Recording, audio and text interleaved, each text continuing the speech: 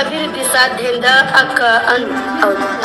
ಉತ್ತರ ಕರ್ನಾಟಕ ಹಾಗೂ ಕಲ್ಯಾಣ ಕರ್ನಾಟಕ ಹಿಂದುಳಿಯಲು ಶಿಕ್ಷಣ ಕೊರತೆಯೇ ಮುಖ್ಯ ಕಾರಣ.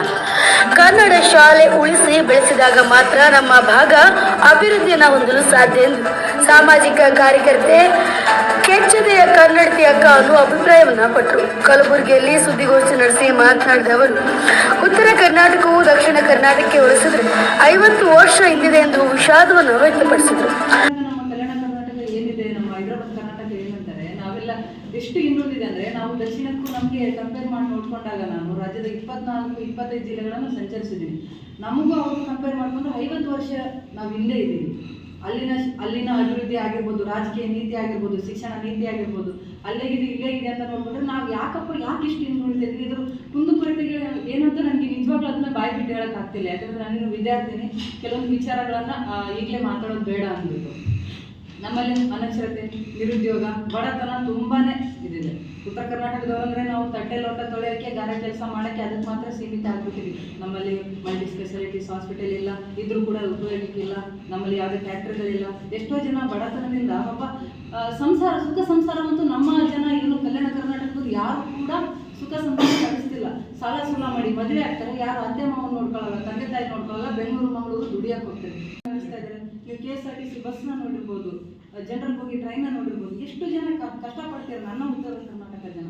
ಇದಕ್ಕೆಲ್ಲ ಮುಖ್ಯ ಕಾರಣ ಶಿಕ್ಷಣ ನೀತಿ ಸರಿಯಿಲ್ಲ. ನಮ್ಮಲ್ಲಿ ದೊಡ್ಡವರಾಗಿನೇ ಉಳಿದಿರ ನಾವು ಏನಿದೆ ಕೂಲಿ ನಾಲಿ ಮಾಡ್ತಾ ಅದರಲ್ಲಿ ಇದೀವಿ. ಇನ್ನೊಂದು, ನಾವು ಪ್ರಗತಿ ಪಥದಲ್ಲಿ ಏನು ಸಾಕ್ತಿದೀವಿ ಅಂತಂದ್ರೂ ನಾವು ಕೃಷಿದಲ್ಲಿನೂ ಇಲ್ಲ. ಹೇಳ್ಬೇಕಂತಂದ್ರೆ ಎಷ್ಟು ಕಷ್ಟಪಟ್ಟು ದುಡಿದೀವಿ, ಆದರೆ ಉಪಯೋಗ ಇಲ್ಲ. ರೈತ ಯಾವ ಥರ ಬೆಳೆದ್ರೆ, ಯಾವ ಥರ ಬೆಳೆ ಬೆಳೆದ್ರೆ ಯಾವ ಥರ ಲಾಭ ತೆಗಿಬೇಕು ಅನ್ನೋದು ಕೂಡ ಆ ನಾಲೆಡ್ಜ್ ಕೂಡ ನಮ್ಮಲ್ಲಿಲ್ಲ.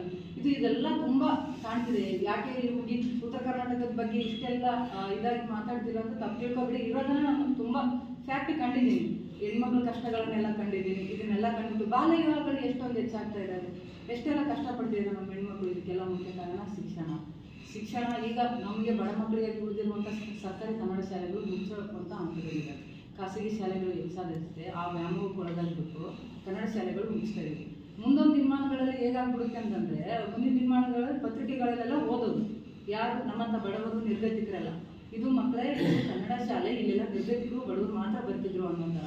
ಮುಂದೊಂದು ದಿನ ಕನ್ನಡ ಭಾಷೆ ಅಳಿದೋಗುತ್ತೆ. ನಾವು ಡಾಕ್ಯುಮೆಂಟ್ಸ್ಗಾಗಿ ಸರ್ಕಾರಿ ಶಾಲೆ ಅನ್ನೋದು ನಮ್ಮ ಊರಿಗೆ ಆಗಿರುವಂಥ ಒಂದು ಬಹುದೊಡ್ಡ ಆಸ್ತಿ. ಅದನ್ನು ನಾವು ಉಳಿಸ್ಕೋಬೇಕು. ಸಾರ್ವಜನಿಕರಿಗಾಗಿ ಇರುವಂಥದ್ದು. ಯಾಕಂದರೆ ಸರ್ಕಾರಿ ಕನ್ನಡ ಶಾಲೆನೇ ಮುಚ್ಚೋಗ್ಬಿಡ್ತು. ಒಂದೂರಲ್ಲಿ ಶಾಲೆ ಅಂದರೆ ಡಾಕ್ಯುಮೆಂಟ್ಸಿಗೆ ಬೇರೆ ಒಂದು ಶಾಲೆ ಸಿಟ್ಟಾಗಿರುತ್ತೆ. ಅಲ್ಲಿ ಹೋಗ್ಬೇಕು ನಾವು. ಒಂದು ಶಾಲೆ ನಮಗೆ ಕಳಿಸೋದಿತ್ತಂತೆ ಕನ್ನಡ ಭಾಷೆ, ನಾಡು ನುಡಿ ವಿಚಾರದಲ್ಲಿ ಕನ್ನಡ ಶಾಲೆಗಳು ಉಳಿಬೇಕು ಅನ್ನೋದೇ ನಮ್ಮ ಮುಖ್ಯ ಉದ್ದೇಶ. ಇನ್ನಷ್ಟು ಮಾಹಿತಿಗಳು ಏನಾದರೂ ನೀಡಿದರೆ